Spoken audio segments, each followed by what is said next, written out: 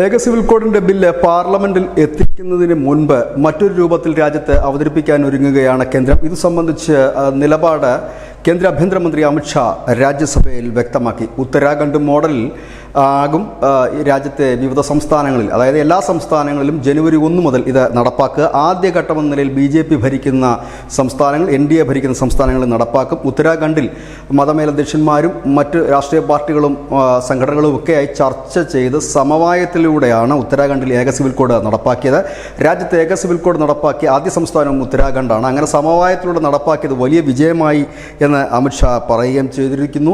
നേരത്തെ തന്നെ ഏക സിവിൽ കോഡിൻ്റെ ബില്ല് കേന്ദ്രത്തിൽ കൊണ്ടുവരുന്നതിന് മുമ്പ് BJP ഇത്തരത്തിൽ ഏക സിവിൽ കോഡ് രാജ്യം മുഴുവൻ നടപ്പാക്കും എന്നുള്ള വാർത്തകൾ വന്നിരുന്നു. ഏതായാലും ഇപ്പോൾ ആ വാർത്തകളെ സ്ഥിരീകരിച്ചുകൊണ്ട് അമിത്ഷാ രാജ്യസഭയിൽ പ്രസ്താവന നടത്തിയിരിക്കുന്നു. അതുകൊണ്ട് തന്നെ ജനുവരി മുതൽ മറ്റ് സംസ്ഥാനങ്ങളിലും ഉത്തരാഖണ്ഡിന് പിന്നാലെ ഇത് നടപ്പാക്കാൻ ഉടനടി ഒരുങ്ങുന്ന 2 സംസ്ഥാനങ്ങൾ ഉത്തർപ്രദേശും അസാമുമാണ്.